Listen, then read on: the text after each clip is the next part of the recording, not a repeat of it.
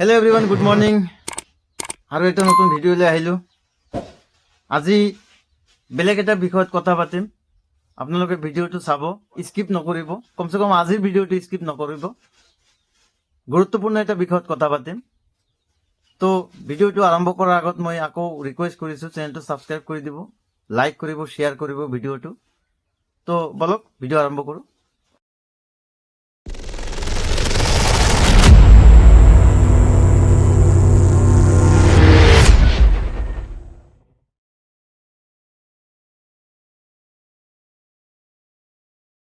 চাওক, আজিৰ বিষয়টো হৈছে যে আমাৰ অসমত বুলি নহয়, গোটেই ভাৰতবৰ্ষত আজিকালি পৰকীয়া প্ৰেমটো ইমান বেছি হৈ আছে লাহে লাহে, তো আপুনি কল্পনা কৰিব নোৱাৰিব।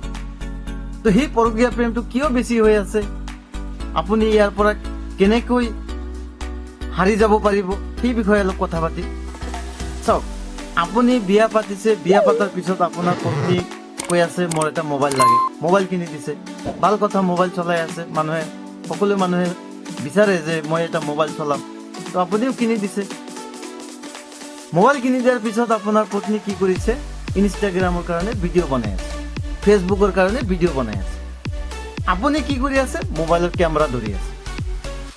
মোৰ পত্নী ভিডিঅ' বনাই আছে, ইমান ভাল কথা, মানুহে চাব, ভাইৰালো হ'ব পাৰে, সেইটো ভাবি আপুনি ভিডিঅ' বনাই আছে। তো আপোনাৰ পত্নীজনী আজি এটা ভিডিঅ' পোষ্ট কৰিছে, কালি এটা ভিডিঅ' পোষ্ট কৰিছে, এনেকে লাহে লাহে আপোনাৰ পত্নীগৰাকী বহুত মানুহৰ লগত চিনাকি হৈ আছে। তো তাৰে মাজৰ পৰা কোনোবা এটা ল'ৰাই আপোনাৰ পত্নীজনীক মেছেজ কৰিব, কমেণ্ট কৰিব, আপোনাৰ পত্নীগৰাকীও চাব। তাৰে মাজত আপুনিতো আৰু শ্বাহৰুখ খান নহয়, ঋতিক ৰোশন নহয় যে আপোনাক বাদ দি পেলাই আপোনাৰ পত্নীগৰাকী কোনো ল'ৰাৰ ফালে নাচাব, এনেকুৱাতো নহয়, বুজিলে? তো আজি এটা মেছেজ চাই আছে, কালি এটা মেছেজ চাই আছে, 1 মাহ 2 মাহ 3 মাহ 6 মাহ চাওঁতে তাৰে মাজত এটা ল'ৰা হ'লেও তেওঁৰ চকুত ভাল লাগিব, সেই ল'ৰাটোৰ মেছেজৰ ৰিপ্লাই দিব, আকৌ হেল্ল' হাই বুলি আৰম্ভ হ'ব। পিছত ল'ৰাটো ক'ব যে আপোনাৰ নাম্বাৰ দিয়ক। তো নাম্বাৰ দিয়াৰ পিছত লাহে লাহে কথা পাতিব। আজি কথা পাতিব, কালি কথা পাতিব, 1 মাহ 2 মাহ কথা পাতি লাহে লাহে সেই পত্নীগৰাকী পৰকীয়া প্ৰেমৰ ফালে লাহে লাহে গুচি যাব। তেতিয়া আপুনি কি কৰিব? যি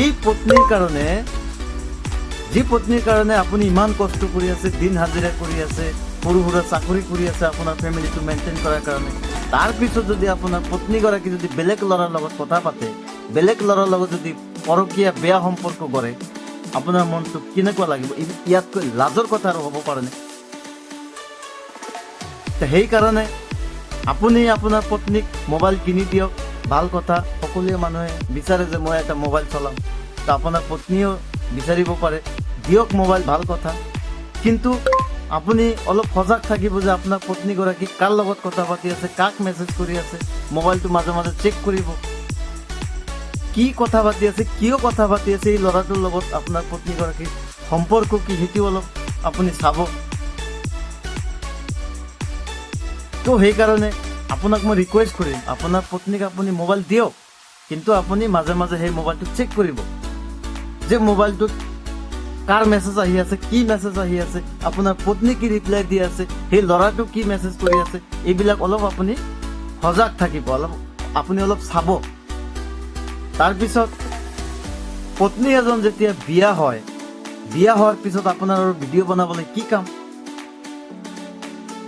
আপুনি ভিডিঅ' বনাই আছে, মতলবটো এইটোৱেই যে আপুনি চাবলৈ সুন্দৰ, সেইটো আপুনি মানুহক দেখাই আছে যে চাওক মই কিমান সুন্দৰ। তো আপোনাৰ মনত নিশ্চয় কিবা এটা বেয়া মতলব আছে যে আপুনি বেলেগক দেখাই আছে যে চাওক মই কিমান সুন্দৰ। কিয় দেখাব লাগে? আপোনাৰ পত্নী আছে, আপোনাৰ স্বামী আছে, আপুনি আপোনাৰ স্বামীক দেখাওক না, আপোনাৰ স্বামীক চাবলৈ সুযোগ দিয়ক, আপুনি বেলেগক দেখাবলৈ কি কাম আছে?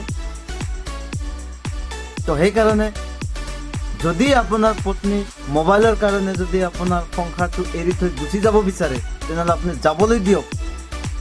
তথাপিও আপুনি ইনষ্টাগ্ৰাম, ফেচবুকত আপুনি ভিডিঅ' বনাবলৈ নিদিব। আজি আপোনাৰ পত্নী ভাল আছে, এটা দুটা চাৰিটা পাঁচটা ভিডিঅ' চাৰিটা পাঁচটা ফটো আপলোড কৰি আছে, বাৰু বেলেগ কথা। যেতিয়া ইনষ্টাগ্ৰাম ফেচবুকৰ এইবিলাকৰ যেতিয়া নিচাটো আপোনাৰ পত্নীৰ মাথাত সোমাই যাব, তেতিয়া আপোনাৰ পত্নী আৰু ইয়াৰ পৰা ওলাব নোৱাৰিব। সেইকাৰণে আজিকালি এই মোবাইলৰ কাৰণে আজিকালি আমাৰ অসমত নহয়, আমাৰ গোটেই ভাৰতবৰ্ষত পৰকীয়া প্ৰেমৰ সংখ্যা ইমান বাঢ়ি গৈ আছে। তাৰ বাবে দায়ী কোন? মোৰ নিচিনা আপোনাৰ নিচিনা পুৰুষ মানুহে দায়ী। পত্নীয়ে খুজিছে মোবাইল দিছো, ভাল কথা, মোবাইল চলা ভাল কথা, কিন্তু সেই মোবাইলটো আপোনাৰ পত্নী কেনেকে ক'ত ইউজ কৰি আছে সেইটোও আপুনি চাব লাগিব, বুজিলে? আৰু পত্নীসকলক কৈ আছো, মহিলাসকলক কৈ আছো, প্লিজ আপুনি যদি বিয়া হৈছে আপোনাৰ সংসাৰৰ ফালে অলপ লক্ষ্য কৰক। আপুনি ভিডিঅ' বনাব নালাগে, ফটো পোষ্ট কৰিব নালাগে। বিয়াৰ আগত কি কৰিছে বেলেগ কথা, স্কুল লাইফত কি কৰিছে বেলেগ কথা। যদি আপোনাৰ স্কুল লাইফত কোনোবা ল'ৰাৰ লগত যদি প্ৰেমৰ সম্পৰ্ক আছিল, তেনেহ'লে আপুনি সেই ল'ৰাটোৰ লগত বিয়া হ'ব লাগে।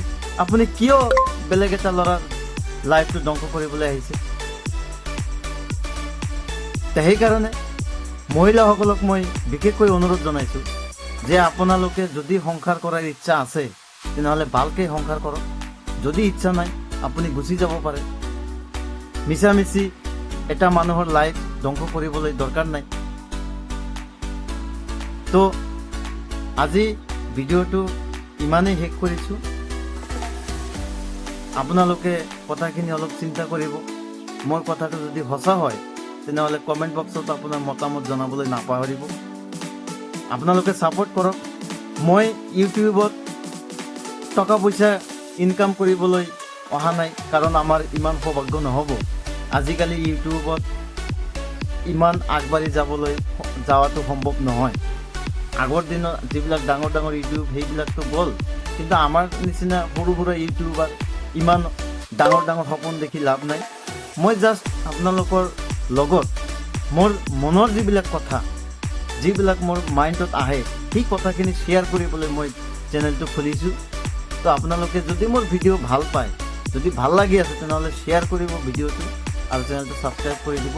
আজিৰ কাৰণে ইমানেই। জয়